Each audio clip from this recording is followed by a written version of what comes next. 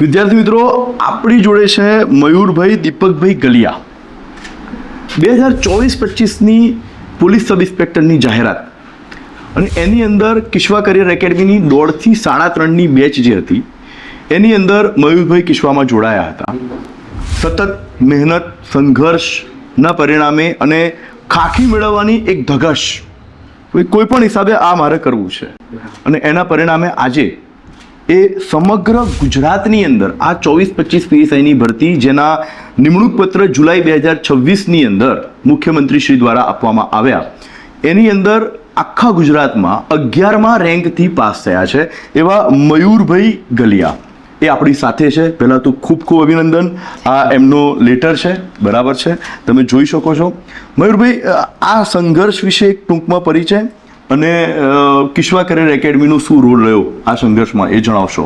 કે પહેલાં તો હું મારી થોડીક સ્ટ્રગલ લાઈફ કહેવા માંગીશ, કારણ કે જો પહેલાં મારી સક્સેસ કહી દઈશ તો કોઈ પચાવી નહીં કે એના જેવી, કારણ કે મારી સંઘર્ષ સ્ટોરી બહુ થોડીક યુનિક અને હાર્ડ હતી. કેમ કે મેં 2 થી 3 વર્ષ મારા ઘરે જ સર વિતાયા હતા. જ્યારે મારાથી મને લાગતું હતું ઘરેથી થઈ જશે, તો હું તલાટીમાં 0.8 માર્કે ફેલ છું, નેવીમાં 0.5 માર્કે ફેલ હું અને લોકો પાયલટમાં 0.8 માર્કે ફેલ હું. તો તલાટીમાં 0.8 રોકી છોડો, પછી બીજામાં નેવીમાં 0.5 અને લોકો પાયલટમાં 0.8. યસ, 3 એક્ઝામમાં હું 0 થી ફેલ હું.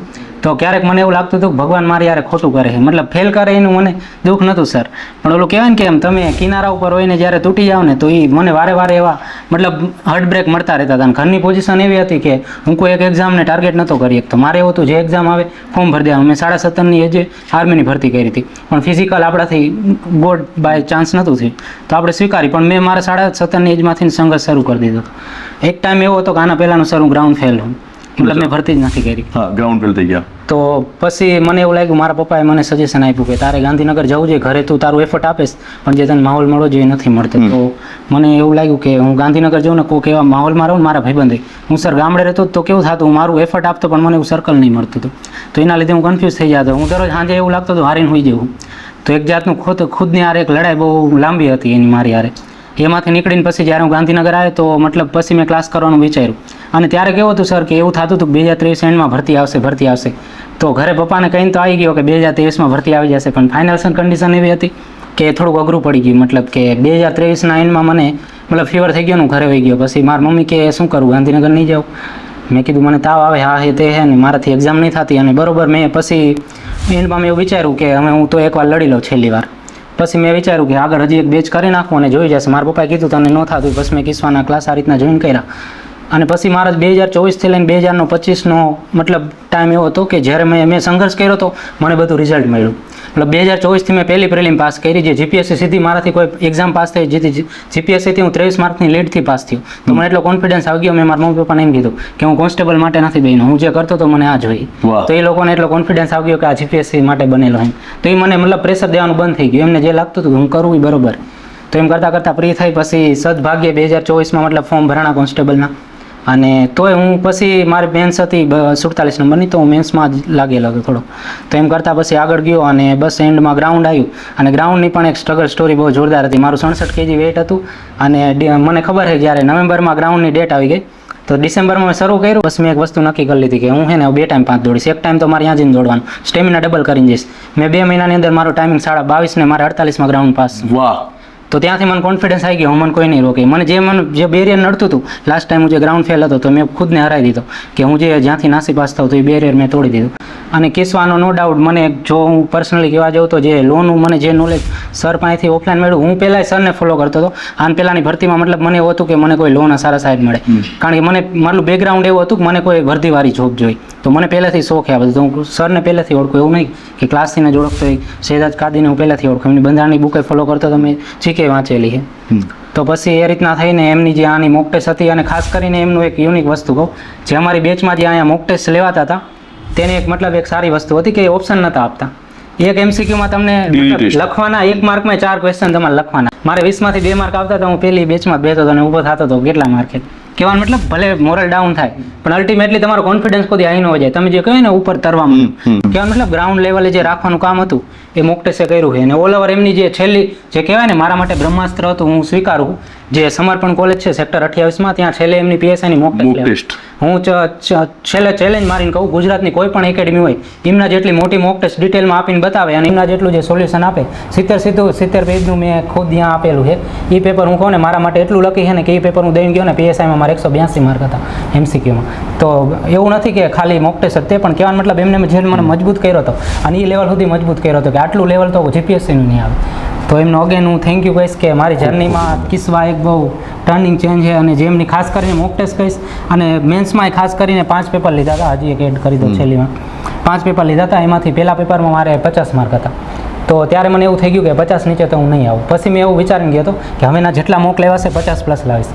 મારો ટાર્ગેટ મેં છે ને મારી બુકમાં જે હું કદાચ મેન્સની બુક નથી હું શેર કરીશ મેં એમાં ઉપર લખેલું હતું કે મારે 65 માર્ક જોઈએ થિયરીમાં. મેં લખેલું જ હતું 65 જોઈએ એના મારે 65ની જ મહેનત હતી. તો બીજી મોક લીધી એમાં 54 આવ્યા 56 આવ્યા 58 આવ્યા. છેલ્લી મોકમાં મારે 67.5 માર્ક. વાહ. કહેવાનો મતલબ મેં 65 ધારેલા હતા અહીંયા સુધી પહોંચી ગયો તો મને કોન્ફિડન્સ આવી ગયો. ઓલા લોકો ગમે એવું પેપર લેશે ને હું 60 નીચે નહીં ગયો.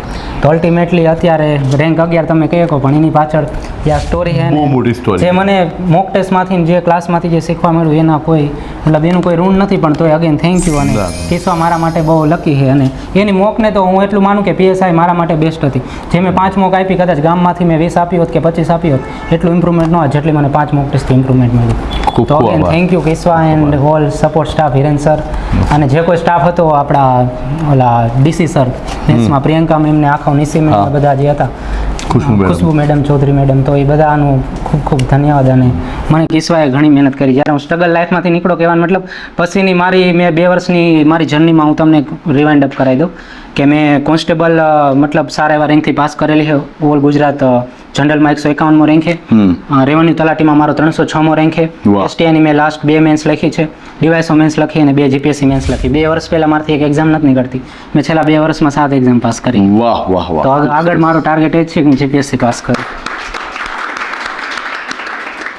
Thank you. હા, મયુરભાઈ પોતે એક એમ કહેવાય ને કે એક પ્રેરણા સ્ત્રોત છે. જે લોકો પોઈન્ટથી રહી જાય છે અને હિંમત હારી જાય છે. સો સૌથી પહેલાં તો એમણે પહેલાં જ કીધું કે હું પોઈન્ટથી આટલી પરીક્ષાઓ રહી ગયો હતો. જો એ ગ્રાઉન્ડે ફેલ થયેલા છે પછી ગ્રાઉન્ડ નહોતું થતું તો કઈ રીતે પોતાની જાતને એમણે કીધું મેં પોતાની જાતને હરાવી છે. આ વસ્તુ વિદ્યાર્થીઓ ગુજરાતના વિદ્યાર્થીઓનું કહીશ પોતે સ્વીકારો કઈ રીતે તમે તમારી જાત સાથે પહેલાં તમારી જાત સાથે જ કોમ્પિટિશન કરો કે તું આટલું નથી કરતો ચાલ આપણે કરીશું. સો આ વસ્તુ એમના જોડેથી ખરેખર ખૂબ જ શીખવા જેવી છે. આ ગામડાના એક સામાન્ય વિદ્યાર્થી કે જે સ્ટ્રગલ કરીને અહીંયા સુધી પહોંચે છે એમના માટે આ જે શબ્દો જે એમણે કીધા છે એ ખરેખર પ્રેરણા સ્ત્રોત છે બરાબર. અને હું એમ કહીશ કે આટલું સાંભળીને દરેક વિદ્યાર્થી આને ફોલો કરે તો સફળતા એનાથી દૂર નથી. સતત સંઘર્ષ ગમે તેવી તકલીફ પડે એને સતત પોતાનું સાતત્યતા જાળવી રાખીને સફળતા માટે બસ એક યજ્ઞ જેમ કર્યો છે એમ સતત એની અંદર એના અંદર રચ્યા પચ્યા રહેવું એ જ સફળતાનું મુખ્ય કારણ છે. જેને કહેવાય અથાગ પરિશ્રમ સિવાય સફળતાનું કોઈ જ વિકલ્પ નથી. આ શબ્દને આ વાક્યને સાર્થક કરતું જો કોઈ પાત્ર હોય અત્યારે તો હું કહીશ મયુરભાઈ ગલિયા. ખૂબ ખૂબ અભિનંદન. જીવનમાં ખૂબ આગળ વધો અને ખરેખર જે રીતે એમનું સંઘર્ષ છે એ અહીંયા પણ નહીં જીપીએસસી ક્લાસ 1-2 માટે જ બન્યા છે અને એમાં એ સફળ થશે. અને ફરી એકવાર તમે એમને સાંભળશો એવી કિશ્વા કરિયર એકેડમી અને કિશ્વાના સમગ્ર પરિવાર વતીથી ખૂબ ખૂબ શુભેચ્છાઓ. Thank you. જય હિન્દ.